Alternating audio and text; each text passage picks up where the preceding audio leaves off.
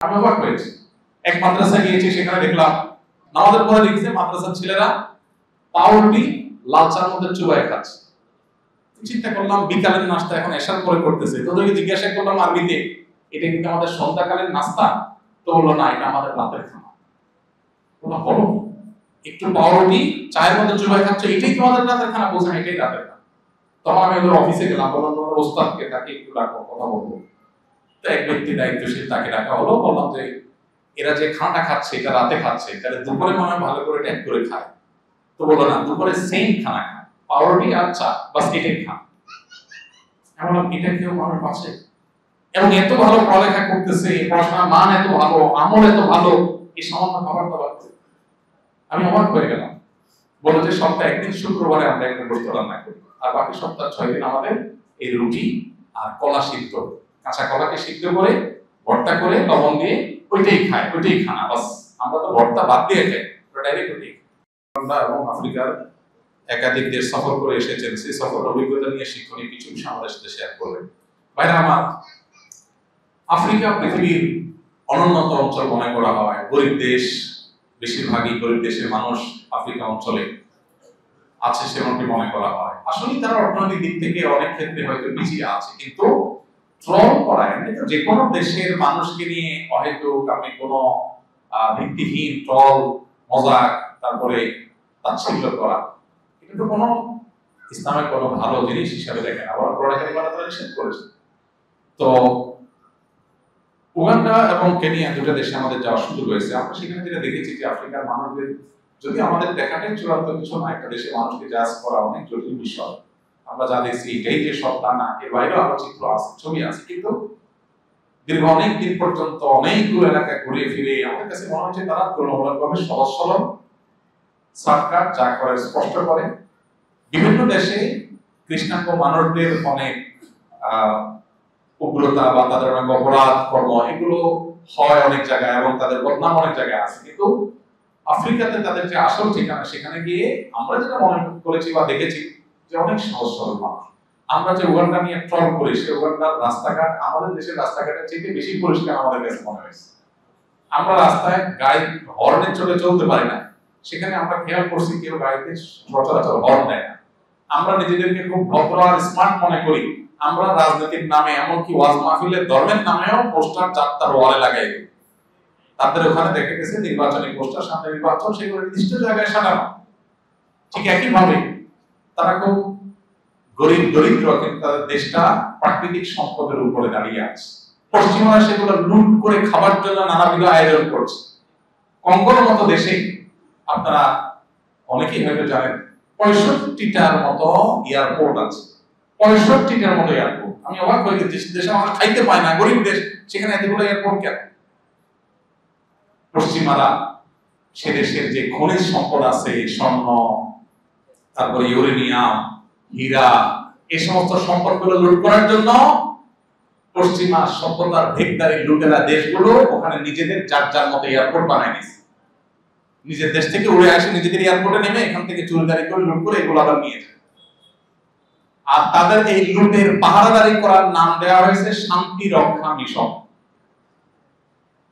সামান্য কিছু টাকার জন্য যে মিশনে আমাদের যাওয়ার জন্য সিরিয়াল ধরতে দেখা যায়, গরিব এবং মুসলিম এই জনপদের সম্পদ লুট করে নিয়ে যাবে লুটেরারা, আর আমরা সেটার পাহারাদার হবো। আল্লাহ আমাদেরকে হেফাজত করুন।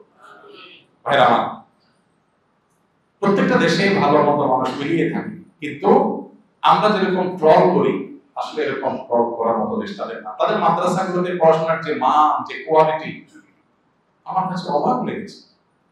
এত ভালো তাদের তেলাওয়াত, আযান, আরবি ভাষা, যে কল্পনা করা কঠিন যে এত ভালো হতে পারে। আমি তো অবাক হয়েছি যে কয়টা মাদ্রাসা গিয়েছি, ছাত্ররা, প্রত্যেকটা ছাত্র আরবি একেবারে পরিপূর্ণভাবে বুঝে। বাংলাদেশে কয়টা মাদ্রাসা এটা পৌঁছানো যায় না যে সব ছাত্ররা আরবি বুঝে। সব ছাত্ররা বলতে আরবির ওই নির্দিষ্ট ক্লাসের যে ছাত্ররা সবাই আরবি বুঝে এক ক্লাসে।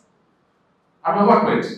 এক মাদ্রাসা গিয়েছি, সেখানে দেখলাম এশার নামাজ আমরা জামাতে পাই না, পরে গিয়ে নামাজ পড়লাম। ওটা মাদ্রাসা মসজিদ। নামাজের পরে লিখছে মাদ্রাসার ছেলেরা পাউরুটি লাল চার মধ্যে চুবাই খাচ্ছে। চিন্তা করলাম বিকালের নাস্তা এখন এশার পরে করতেছে। তোদেরকে জিজ্ঞাসা করলাম আরবিতে, এটা কিন্তু আমাদের সন্ধ্যাকালীন নাস্তা? তো বললো না, এটা আমাদের রাতের খানা। বললাম বলো, একটু পাউরুটি চায়ের মধ্যে চুবাই খাচ্ছ, এটাই তোমাদের রাতের খানা? বলছে এটাই রাতের খানা। তখন আমি ওদের অফিসে গেলাম, বললাম তোমাদের ওস্তাদকে, তাকে একটু ডাকো, কথা বলবো। তো এক ব্যক্তি দায়িত্বশীল, তাকে ডাকা হলো। বললাম যে এরা যে খানাটা খাচ্ছে এটা রাতে খাচ্ছে, তাহলে দুপুরে মনে হয় ভালো করে ট্যাগ করে খায়। তো বললো না, দুপুরে সেম খানা খায়, পাউরুটি আর চা, বাস এটাই খান। আমি বললাম এটা কেউ মানুষ আছে? এবং এত ভালো পড়ালেখা করতেছে, পড়াশোনার মান এত ভালো, আমল এত ভালো, এই সামান্য খাবার দাবার। আমি অবাক হয়ে গেলাম। বলো যে সপ্তাহে একদিন শুক্রবারে আমরা একটা গোস্ত রান্না করি, আর বাকি সপ্তাহ 6 দিন আমাদের এই রুটি আর কলা সিদ্ধ, কাঁচা কলাকে সিদ্ধ করে ভর্তা করে লবণ দিয়ে ওইটাই খায়, ওইটাই খানা। বাস আমরা তো ভর্তা বাদ দিয়ে খাই, ডাইরেক্ট ওইটাই। সব জায়গা না, অনেকগুলো মাদ্রাসাতে এরকম চিত্র আমরা দেখেছি।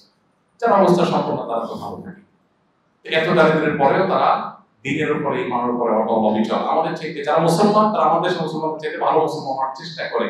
যারা প্র্যাকটিসিং মুসলমান, তারা খুবই সিরিয়াস প্র্যাকটিসিং মুসলমান। আল্লাহ রাব্বুল আলামিন তাদের যে খনিজ সম্পদগুলো আছে, এগুলো লুটেরাদের হাত থেকে হেফাজত করুন।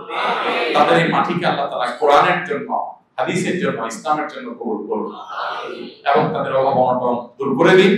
আল্লাহ আমাদের প্রিয় মাতৃভূমিটাকেও দ্বীনের জন্য, ঈমানের জন্য কবুল করে দিন। আমাদের প্রিয় মাতৃভূমিটা আল্লাহ তাআলা বরকত দিয়ে পরিপূর্ণ করুন। জাযাকুমুল্লাহ খাইরান। আমাদের এদিকে মুসলিমরা হিন্দুদের পূজা উপলক্ষে হওয়া বিভিন্ন মেলায় যায়, তারা যুক্তি দেয় তারা পুজো দেখতে যাচ্ছে না, বরং এবং সব দোকানই তো মুসলমানদের। এই বিষয়ে যদি কিছু বলতে ভাইরা আমার, হিন্দু, খ্রিস্টান বা অন্য ধর্মের মানুষদের সাথে সম্পর্ক রাখা, তাদের বাসা বাড়িতে দরকার হলে কোনো কাজে লাগলে যাওয়া, তাদের দোকান থেকে কেনাকাটা করা, প্রতিবেশী হিসেবে তাদের সাথে ভালো সম্পর্ক রাখা, এগুলোর কোনটাই ইসলামে নিষেধ না, বরং এগুলো আল্লাহ তাআলা তাদের সাথে সদাচরণ করবার নির্দেশ আমাদেরকে করেছেন, যদি তারা আমাদের সঙ্গে যুদ্ধে লিপ্ত না। আল্লাহ বলেছেন তাদের সাথে সদাচরণ করবে। লা ইয়ানহাকুমুল্লাহু আনিল লাযিনা লাম ইউকাতিলুকুম ফিদ-দীন ওয়া লাম ইউখরিজুকুম মিন দিয়ারিকুম আন তাবাররুহুম ওয়া তুকসিতু ইলাইহিম ইন্নাল্লাহা ইউহিব্বুল মুকসিতিন। অতএব আমরা তাদের সাথে সদাচরণ করব, কিন্তু এর মানে এই না যে তাদের পূজায় বা পুজো উপলক্ষে যে মেলা হয় সেখানে আমরা যাব, সেটা আমরা যাব না। কেন? কারণ আপনি বিশ্বাস করেন আল্লাহর জমিনের সবচেয়ে বড় অপরাধ, আল্লাহ সবচেয়ে অসন্তুষ্ট হয় যে অপরাধে, সেটার নাম হলো আল্লাহর সঙ্গে শিরক করা। তো যেই অনুষ্ঠানে শিরক হচ্ছে বা শিরককে কেন্দ্র করে যে অনুষ্ঠান হচ্ছে, সেখানে যাওয়া মানে সেই দল ধারী করা। আব্দুল মাসউদ রাদিয়াল্লাহু তাআলা বলেছেন, মান কাসারা সাওয়াদা কওমিন ফাহুয়া মিনহুম। যে ব্যক্তি কোন সম্প্রদায়, কোন ধর্মের মানুষের মধ্যে গিয়ে তাদের দলবাড়ি করে, সে তাদের দলের হয়ে যায়। এজন্য ভাই, আপনি হিন্দু, খ্রিস্টান, অন্য ধর্মের মানুষের সদাচরণ করবেন, সেটা আপনার জায়গায় ঠিক আছে, তাই বলে তাদের পুজোয় যাবেন না। একটার নাম উদারতা, আরেকটার নাম উদাসীনতা, দুইটা দুই জিনিস। অন্য ধর্মের মানুষের প্রতি উদার হবেন, তাই বলে নিজের ধর্মের ব্যাপারে উদাসীন। আপনার জন্ম নিয়ে যদি কেউ প্রশ্ন তোলে, আপনার বাবার, আপনার মায়ের চরিত্র নিয়ে যদি কেউ প্রশ্ন তোলে, আইন হয়তো নিজের হাতে আপনি তুলে নেবেন না, তাকে তার মতো চলতে দিবেন, আপনি তার গায়ে হাত তুলবেন না, কিন্তু তাই বলে তার সাথে আপনি দোস্তি পাঠাতে পারেন। অথবা সে ওই আপনার মায়ের চরিত্র হনন করে কোনো কিছু করছে, সেই অনুষ্ঠানে আপনি কখনো যেতে পারেন না যদি আপনি সুসন্তান হন। কি বলেন? তা আপনি যদি আল্লাহর একত্ববাদে বিশ্বাসী হন, তো যেখানে শিরক হচ্ছে সেখানে আপনি যেতে, ওখানে দোকান কি মুসলমান দিচ্ছে না হিন্দু দিচ্ছে সেটা বড় কথা না, আয়োজনটা তো পূজাকে কেন্দ্র করেই হচ্ছে, এটা জায়েজ নাই।